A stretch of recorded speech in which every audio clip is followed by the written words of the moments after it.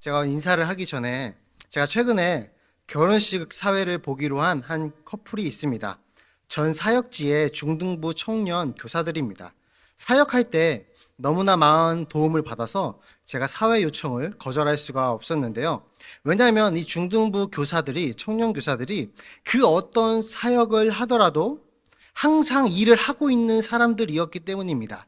감이 오시나요? 수련회나 특별 예배 등 어떠한 일이 생기면 항상 고정적으로 어떤 일을 맡고 있었습니다. 게임 담당이기도 하고 물품도 사오고 여러 가지 기획도 하면서 사역을 추진할 때 물론 청년이니까 싫어하는 티는 많이 냈습니다. 그러나 결국에 도와주며 저와 함께 끝까지 고생이란 고생은 다 하던 청년들이었습니다. 저는 그때 신대원 학생이고 학교를 다녀야 했기에 물리적으로 교회에 없는 시간이 많았습니다. 그렇기 때문에 저 대신해서 많은 일들을 처리해 주기도 했습니다. 어제까지 바자회를 하면서 우리 교회도 마찬가지로 이런 느낌을 받으셨을 것입니다. 왜냐하면 그런 분들이 굉장히 많습니다.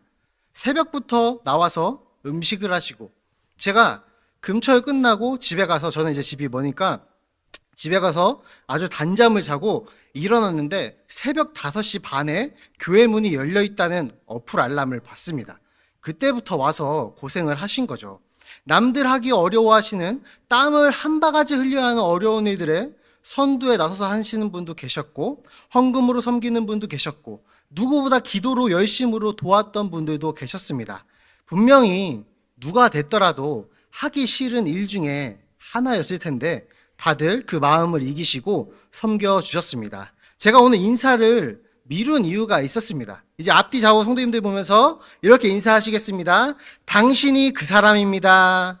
당신이 그 사람이었습니다. 네, 반대쪽 보시고 섬겨주셔서 감사합니다. 섬겨서 감사합니다. 네, 제가 가진 은과 금이 없기 때문에 돈을 드릴 순 없으나 하나님의 은혜와 위로가 그 헌신 위에 가득하기를 주님의 이름으로 축복합니다. 네, 이제 우리 성도님들도 보니까 교사도 하시고 주일마다 그 힘든 책상 의자도 항상 세팅되고 철수되고 하죠. 다 섬겨주시는 겁니다. 주방에도 항상 계시고, 그분이 또 전도팀에도 계시고, 그분이 또 중직도 맡고 계시고, 대체 몸이 몇 개인지 너무나 많은 수고와 헌신으로 인해서 우리 교회가 하나님의 사역을 잘 감당하고 있는 것 같습니다. 교회의 위치에서는, 교회의 입장에서는 그 한 분 한 분의 수고를 잊지 않도록 노력할 것이고, 짐을 또한 너무나 버겁다면 덜어드리기 위한 노력도 해야 할 것입니다. 성도님들 개개인의 입장에서는 섬길 수 있음에 기쁘고 감사하며 지치지 않도록 몸과 마음을 잘 돌보시고 영혼도 잘 돌보시면서 하나님과의 관계를 잘 다져나가는 시간이 되셨으면 좋겠습니다. 이제 이어서 아까 그 청년 교사들 이야기를 꺼냈는데요. 이 교사들이 항상 교회에서 갈등을 느끼던 부분이 있었습니다. 무엇이었을까요? 공감하실 수도 있습니다. 이 친구들이 항상 입에 달고 다니는 말이 있습니다. 왜 나만 하냐? 이거입니다. 제가 어떤 사역을 해서 전화를 하면 왜 또 나한테 전화하십니까? 다른 사람한테 먼저 전화하십시오. 라고 끊지만 결국에는 그분들이 도와주셨습니다. 조금 공감이 되시나요? 다들 기쁜 마음으로, 기본 상태는 기쁨입니다. 그 마음으로 기꺼이라는 마음으로 섬기시지만 가끔 가다가 보면 나 혼자만 열심히 있는 것 같다, 이렇게 느껴질 때가 있습니다.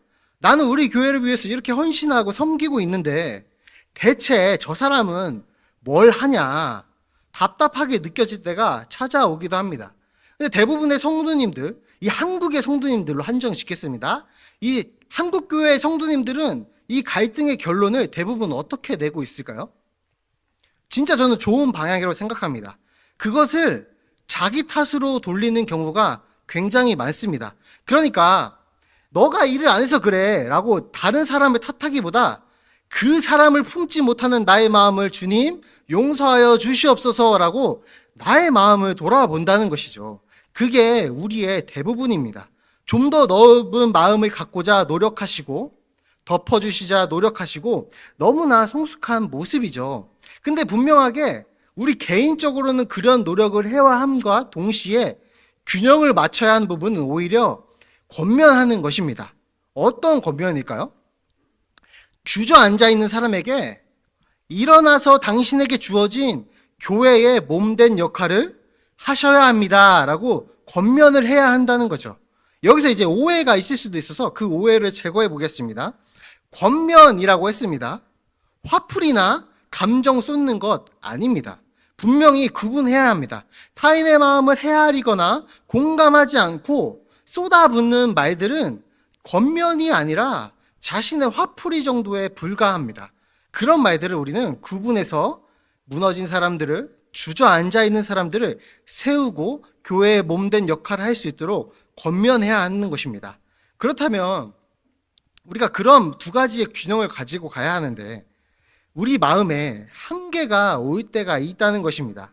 이제 개인적으로는 섬기는 마음과 넉넉한 마음을 갖고자 노력하면서도 이러한 사랑하는 권면을 하면서도 한계에 부딪힐 때가 있다는 것입니다. 저는 이것을 그러면 어떻게 잘 해가야 할까? 권면을 어떻게 사랑으로 하고 화풀이하는 것이 아니라 사랑으로 하고 어떻게 내가 계속해서 넉넉한 마음을 유지할 수 있을까? 이것을 한번 나누자고 합니다.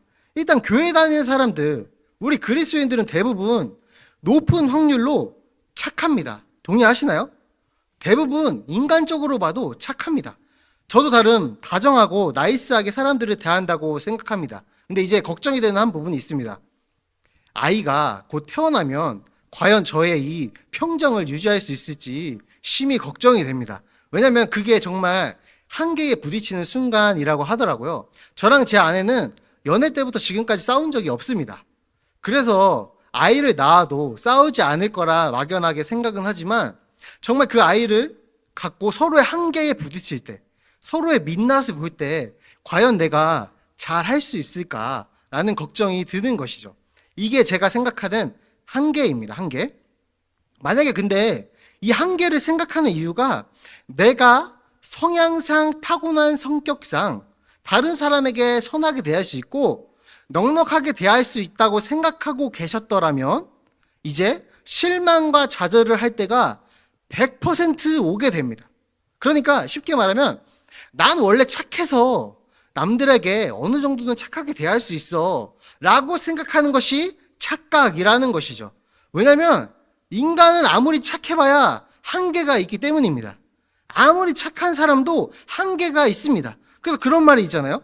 착한 사람이 화나면 무섭다. 그죠? 한계가 있다는 거예요. 한 사람은 끝까지 착할 수가 없습니다.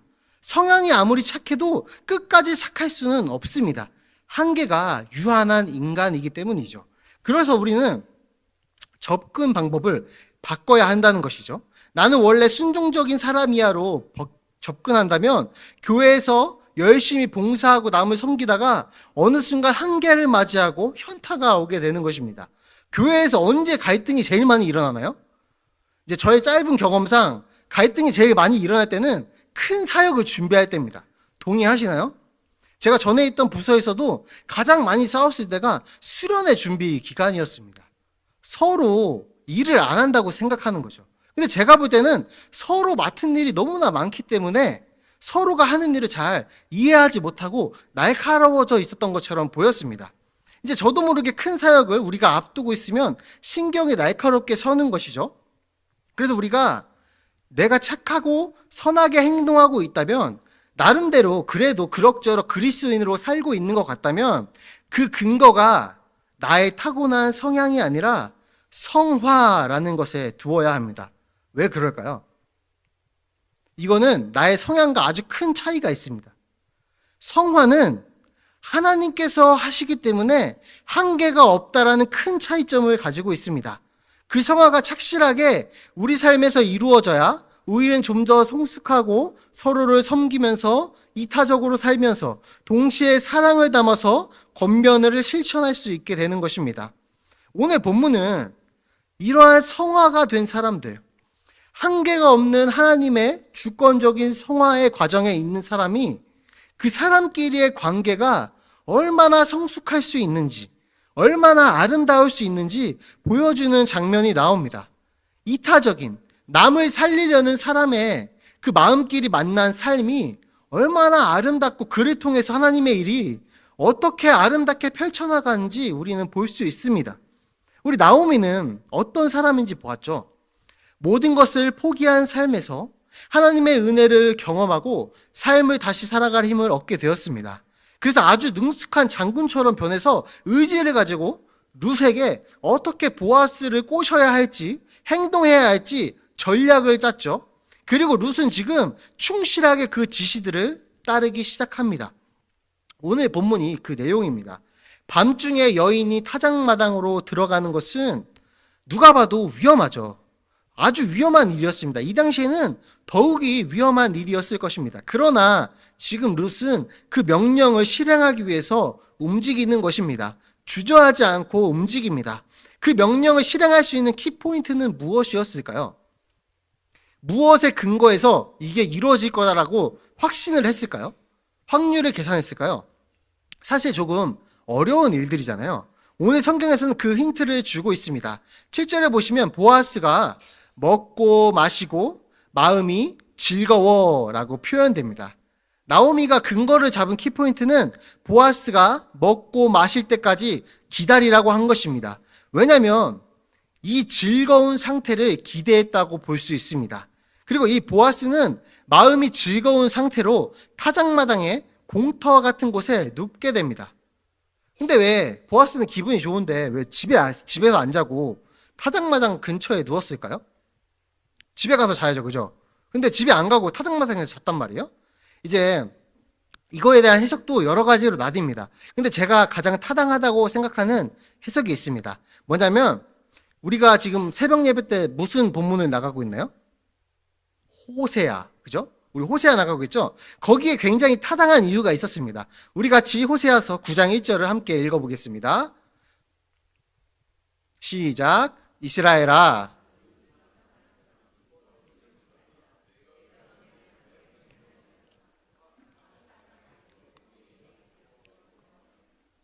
보아스의 성품을 생각할 때, 그가 경건한 사람이라는 것을 생각할 때 저는 이 해석이 굉장히 설득력 있다고 생각합니다.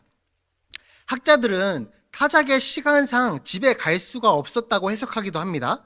그러나 유대 전승에서 이스라엘에서 풍요의 신 숭배의, 그러니까 우상 숭배의 전통으로 타작마당에서 음행을 저지르는 등의 가능성과 그런 일이 행했습니다. 그렇기 때문에 지금 보아스는 이것을 막기 위해서 타작마당에서 잤다는 해석입니다. 저는 이게 굉장히 타당하다고 봅니다. 성화된 삶을 살아가는 보아스는, 경건했던 보아스는 자신의 타작마당에서 하나님이 미워하시는 행위가 일어나지 않도록 신경을 기울였다는 것은 굉장히 설득력이 있기 때문입니다. 그리고 이제 그렇게 먹고 마시고 즐거운 마음인 상태에서 타작마당에서 잠으로 룻이 그 근거를 가지고 행동을 하기 시작합니다. 이 부분을 만약에 우리가 처음 읽었다고 생각해보면 어떨까요? 저도 이제 이것을 주석 같은 것을 공부하면서 알았던 건데, 이 주석가들은 이 부분을 만약에 이스라엘 백성이 처음 읽었다면 어떠한 성경의 장면을 떠올렸을 거라고 해석을 합니다. 어떤 장면이었을까요? 자, 힌트를 드리겠습니다. 룻은 지금 결혼을 어떻게 해서든 해야 되는 상황이죠. 그리고 보아스는 지금 먹고 마시고 취했을지 방탕했을지는 확실하지 않지만 먹고 마시고 기분이 좋은 상태로 자고 있습니다. 어떤 장면이 스쳐가나요? 창세기 19장을 떠올렸을 거라고 추측합니다. 룻과 동침한 두 딸을 연상케 했을 것입니다. 왜 더 이런 걸까요? 이들의 자손이 모압이 되었죠. 지금 이 룻은 어디 여인이라고 했죠? 모압 여인이었습니다. 그러니까 이 당시 이스라엘 사람들은 이 창세기의 이야기를 떠올리면서 이러한 궁금증을 가지고 읽어나갔을 것입니다. 과연 이 모압에서 온 여인이 비슷한 상황에서 어떻게 행동을 할 것인가? 그는 과연 룻과 동침한 두 딸과는 다른 결정을 할 것인가? 어떻게 이야기를 끌어나갈 것인가? 굉장히 궁금해하면서 읽어나갔을 것입니다. 우리도 이제 그 궁금증을 공유하는 것입니다. 저는 이제 이어지는 보아스가 놀란 장면과 그가 던진 질문, 그리고 이 모든 것을 행동으로 옮긴 룻, 이 그림을 보면서 참 성화된 사람끼리의 관계는 아름답구나를 느끼게 되었습니다. 먼저 보아스의 입장에서 생각해 봅시다. 아주 기분 좋게 담에 들었죠. 타작도 하고. 본문에서 밤중이라고 표현된 것을 보면 아마 시간이 꽤 흘렀을 것이고 단잠을 자던 중간이었을 것입니다. 그러던 그가 지금 발치에 누워있는 룻을 발견하게 됩니다. 사실 원문의 의미를 보면 여자가 누워있는 것을 발견했다고 써있는데 이것은 사실상 이제 남자와 여자를 선택해야 됐기에 원문으로는 히브리어상으로는 해석상으로 보자면 사실은 보아스는 룻인지 여자인지 사람을 맞는지 확실하지 못했을 가능성이 더 크다고 학자들은 말하고 있습니다. 왜냐하면 그 밤중에 여자가 정확히 룻이 누워있다는 것을 알아차릴 수는 없었기 때문입니다. 그래서 이 보아스는 놀라서 발견하고 정체를 묻게 됩니다. 여기서 첫 번째 보아스의 성화된 성숙한 모습이 나옵니다. 그는 자기 발로 자기의 공간에 들어온 여인을 발견하고 그 여인을 향해서 아무런 힘도 없는 여인을 향해서 어떤 종류의 죄도 짓지 않는 성숙한 모습을 보여줍니다. 그 공간은 보아스의 공간이었기에 거기서 그가 어떤 선택을 하더라도 비난받은 일은 아니었을 것입니다. 대신 보아스는 너가 누구냐라는 질문을 던집니다. 그리고 룻은 대답하면서 당신의 옷자락을 펴서 당신의 여종을 덮어달라고 요청합니다. 이 옷자락이라고 번역된 단어는 날개라는 뜻입니다. 그대로 해석하면 당신의 날개로 덮어주세요 요청하는 것입니다. 흔히 날개, 그래서 날개로 덮어달라는 게 무슨 뜻이었을까요? 이 당시 흔히 날개는 비유적인 표현으로 옷을 가르칩니다. 우리는 그럼 이 날개 혹은 옷으로 자신을 덮어달라는 게 무슨 말인지 정확히 알아봐야겠죠. 뭔가 로맨틱은 한 것 같죠. 그죠? 이제 프로포즈 하는데 당신의 옷으로 나를 덮으소서. 뭔가 로맨틱한 것 같은 말이긴 한데 정확한 뜻을 살펴보자면 에스겔에서 이 관용구가 사용되었습니다. 에스겔에서 동일한 의미의 문구가 사용되었다는 것입니다. 여호와께서 이스라엘을 선택해서 결혼했다라는 것을 날개로 덮으셨다는 비유로 묘사하고 있습니다. 그리고 이게 에스겔 본문을 토대로 발전시켜 본다면 결혼의 의미도 갖고 있습니다. 그러니까 지금 룻이 이 말을 꺼낸 것은 무슨 뜻인가요? 결혼을 염두에 두고 이 말을 꺼낸 것이라고 볼 수 있습니다. 이것을 그냥 하룻밤의 동침의 유혹 정도, 자녀를 갖기 위해서 동침의 유혹의 말로 해석하는 것은 조금 무리가 있습니다. 일단 우리가 봐왔듯이 룻과 보아스는 굉장히 경건한 사람들입니다. 성화된 삶의 표본을 보여주고 있고 만약 이들이 그저 그런 성적인 접근을 통해서 이러한 일을 하고 있는 거라면 보아스는 이어지는 10절의 대답을 여호와께서 복 주시기 원한다는 대답을 하지 않았을 것입니다. 그가 이러한 여호와께서 복 주시기를 원한다는 대답을 했다는 것은 이들의 만남과 이들이 지금 벌이고 있는 일이 단순한 동침 정도가 아니라는 것입니다. 결혼을 염두에 둔 대화가 오고 가고 있다는 것입니다. 룻은 성경에서 몇 번 언급된 술을 취하거나 약해진 틈을 타서 일을 진행시키는 그러한 성경의 이야기를 하는 것이 아니라 성숙한 모습을 보이면서 보아스가 깨어난 후에 결혼을 정식으로 요청한 것입니다. 그들이 쓰던 언약적 언어로 결혼을 요청한 것입니다. 룻은 보아스에게 결혼을 요청했고 그 이유는 기업을 물을 자가 된다는 것입니다. 이것이 고엘이라는 것입니다. 고엘. 그리고 계대 결혼입니다. 두 가지는 분리되지만 사실상 연결된 것으로 쓰이고 있습니다. 즉 계대 결혼이라는 것은 형이 후사 없이 죽으면 시동생과 결혼하여 형의 이름으로 후손을 낳아주는 것이 계대 결혼이죠. 이 계대 결혼과 가족의 핏값을 고엘로서 의무로 지는 이 고엘이라는 것이 연결되어서 룻이 보아스에게 나아가는 근거로 작용하고 있다는 것입니다. 이제 여기까지 룻의 이야기를 정리하면 나오미에게는 어떤 사람이 하나님의 은혜로 다가왔나요? 룻이었습니다. 그죠? 자신의 며느리인 룻이 하나님의 은혜로서 돕는 손길이 되어서 나오미에게 나타나게 되었습니다. 나오미는 룻을 통해서 하나님의 은혜를 경험하고 살아갈 힘을 얻고 다시금 삶이 재창조되고 회복되었습니다. 룻은 우리가 이타적인 삶을 어떻게 살아야 할지 아무런 희망이 없는 나오미를 버리지 않고 책임지려는 모습을 통해서 보여줬습니다. 그러면 지금 룻은 누구를 통해서 여호와의 은혜를 경험해 가고 있나요? 보아스입니다. 보아스. 룻의 모습과 평생을 여호와를 경외하며 유력한 자로 살아온 보아스가 오늘 만나게 되었습니다. 룻에게는 하나님의 은혜를 경험하는 자리입니다. 사실 보아스는 어떤가요, 그럼? 조금 당황스럽지 않을까요? 결혼을 요구하러 온 방법부터 너무나 놀랄만한 방법입니다. 타작을 끝내고 맘 편히 쉬고 있었는데 갑자기 발치에 누가 누워 있는 것입니다.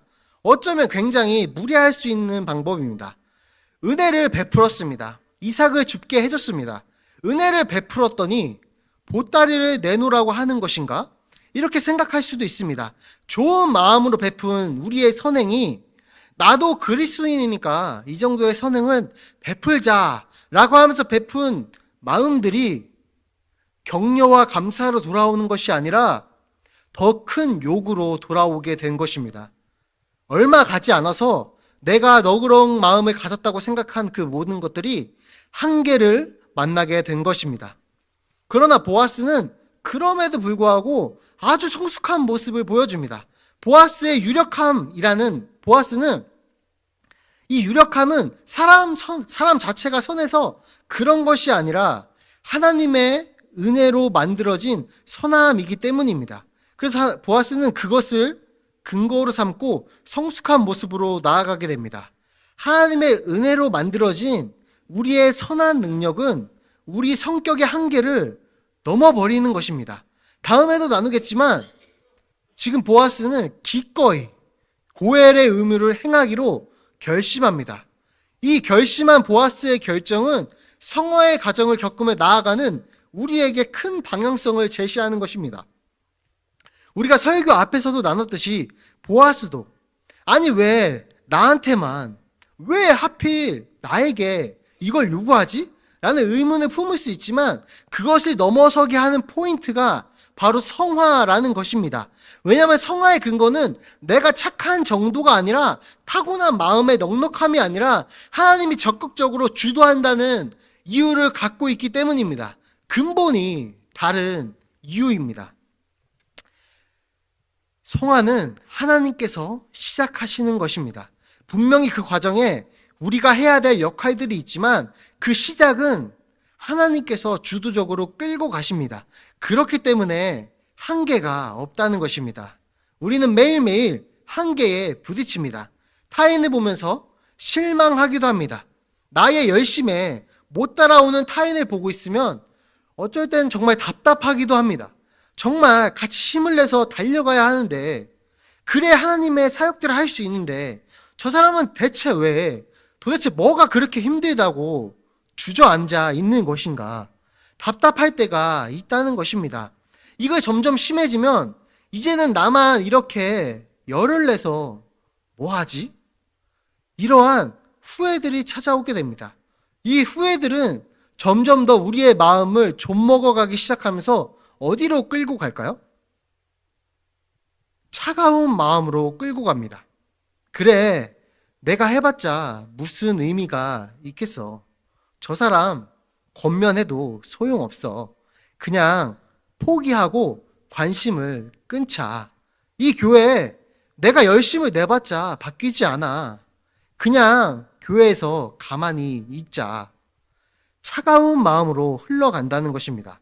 그러나 보아스의 모습과 룻이 결정한 결정들을 통해서 그리스도인이라면 마땅히 갖게 되는 남을 위한 삶이란 어떤 것인가? 우리가 이것을 배우게 됩니다. 그것을 가능케 하는 열쇠가 성화라는 것입니다. 우리가 성화가 되어 갈수록 열심과 사랑으로 겉면하면서도 쉽게 말해서 나만 손해본다 라는 그런 감정 수준에 머물 수 있지 않을 정도로 우리를 부스트, 업시켜준다는 것입니다. 그것을 뛰어넘을 수 있게 우리의 마음을 하나님께서 확장시킨다는 것입니다. 그게 바로 성화입니다. 그게 바로 하나님께서 우리를 그리스도인답게 남을 수 있게 하시는 견인이 된다는 것입니다. 견인은 참고 견딘다는 뜻입니다. 그러나 이 참고 견디는 게 우리가 하는 것인가요? 아닙니다. 내가 참고 견디는 게 아닙니다. 내가 이 사람을 참아주고 견뎌주는 게 아닙니다. 하나님께서 우리를 참고 견디셔서 우리를 그리스도인답게 남아있을 수 있도록 돕고 주권적으로 이끌어 가신다는 뜻입니다. 그래서 다른 단어긴 하지만 자동차를 견인해 간다 할 때 저는 그 견인도 뜻이 어느 정도 맞다고 생각합니다. 왜냐하면 이 견인에서 우리를 그리스도에 남게 하시는 것은 하나님께서 우리를 이끄시기 때문입니다. 하나님께서 우리를 끌고 가시기 때문입니다. 우리가 나만 손해본다, 이거 하지 말아야겠다, 그런 감정 수준에 머물지 않고 그것을 뛰어넘을 수 있게 하나님께서 하신다는 말입니다. 그게 성화와 견인의 과정입니다. 제가 청년의 때에 항상 이런 같은 고민에 굉장히 차가워져 가던 때가 있었습니다. 나만 열심을 내는 것 같고 다들 변하지 않는 것 같고 그냥 다들 무관심으로 될 대로 되라 하고 일하는 것 같아 보였습니다. 그래서 저도 점점 무관심으로 일관하는 게 나을 것 같다고 결론을 짓고 마음을 차갑게 식혀가던 때가 있었습니다. 그때 청년부 담당 목사님의 말이 저에게 참 위로가 되었습니다. 어떤 말이냐면, 재호가 나중에 천국에서 다 같이 만날 때 그 사람들, 너를 힘들게 했던 사람들, 우리가 얼마나 그 사람들을 사랑하고 이해했는지 다 알게 될 거야. 그때는 저는 그 사람들이 그러니까 어떻게 알게 됩니까? 지금 하나도 모르는데 라고 생각했지만 큰 위로는 됐습니다. 그러다 제가 신학을 배우던 중에 그 이유를 알게 되었습니다. 교수님께서 이런 말씀을 하셨습니다. 사람이 육체적으로 예수님께서 재림하실 때에 회복된 재창조된 육체를 가실 때에 육체적인 성화가 완성됩니다. 그럼 정신적으로는 언제 성화가 완성됩니까? 라고 물으셨습니다. 언제 완성될까요? 모든 인간이 영적으로 성화가 완성되는 때 언제일까요? 죽음을 경험할 때입니다. 우리가 이 땅에서는 성화가 완성되는 사람이 전혀 없습니다. 한 명도 없을 것입니다. 어떤 때에는 고엘의 임무는커녕 자기 1인분도 못하는 사람이 너무나 답답하게 느껴지고 그 사람들은 평생 그렇게 변하는 것 같지 않게 살아가기 때문에 우리는 이 땅에서는 절대 성화가 완성되지 않다고 보고 경험하게 됩니다. 근데 우리 모든 사람은 죽음을 경험하고 주님 앞에 서는 순간 영적인 성화가 완성됩니다. 교수님은 그때에 모든 사람은 우리가 볼 때 전혀 성화가 되지 않은 사람도 죽음을 경험하는 순간 영적인 성화가 완성된다고 하셨습니다. 주님 앞에 서게 되고 그때는 우리의 영혼이 온전하게 되어 주님께 돌아가기 때문입니다. 그때 청년부 목사님의 위로가 떠올리면서 이해가 되었습니다. 우리 모두는 죽음을 경험하면서 영적인 성화가 완성되고 그 영적인 성화가 완성된다는 뜻은 서로가 서로를 얼마나 사랑했는지 자연스럽게 이해할 수 있겠구나. 그제서야 이해가 됐습니다. 우리가 살아가면서 서로의 마음을 다 모르기 때문에 오해가 생기지만 우리가 영적인 성화가 완성되면 우리가 우리를 서로를 얼마나 생각하고 이해했는지 그제서야 다 알게 된다는 것입니다. 그 이후로 조금 더 이해의 폭이 넓어졌던 것 같습니다. 지금 근데 제가 그래서 청년 때 지금 제 잘났다고 이 말을 하는 걸까요?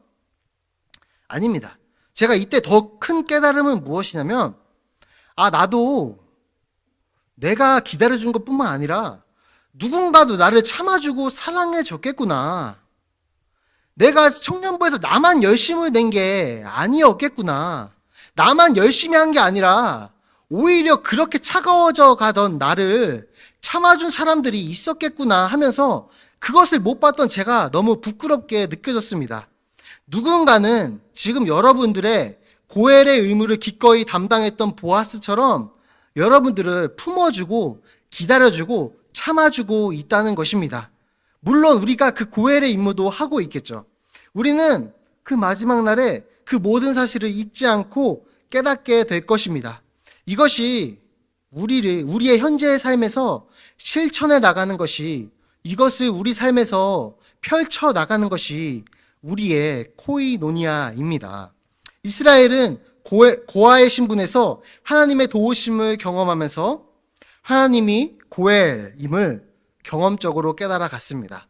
그리고 이스라엘에게 계례 결혼과 고엘의 의무가 주어진 것도 다른 이유보다 하나님께서 이스라엘 너희에게 이렇게 행하셨으니 너희도 이제 기꺼이 고엘의 임무를 담당하며 살아가라 라는 의미였습니다. 서로를 덮어주라는 거죠. 왜냐하면 하나님께서는 은혜로 우리를 덮어주셨기 때문입니다. 그리고 그 책임은 신약을 살아가는 우리 교회에게도 주어졌습니다. 지금 현재의 우리에게도 주어졌다는 것입니다. 이 코이노니아는 단순한 친교 정도를 말하는 것이 아닙니다. 이 코이노니아의 진정한 뜻은 자신의 손해가 포함된 공동체의 나눔입니다. 자신의 손해가 포함된 공동체의 나눔입니다. 더 쉽게 말하면 내 목장을 위해서 내가 손해를 보며 일한다는 뜻입니다. 이것이 코이노니아라는 진정한 의미입니다. 우리가 나누고 있는 룻기 해설을 써내려간 이 김지찬 교수는 그의 책 룻기에서 보아스를 신약의 그리스도로, 그러니까 우리가 보아스를 보면서 그리스도를 바로 떠올리며 연결하는 것이 굉장히 위험하다고 경계합니다. 물론 이 보아스가 궁극적으로 우리의 그리스도로 모습을 나타내는 것이 맞습니다. 근데 이 교수는 왜 이것을 경계했을까요?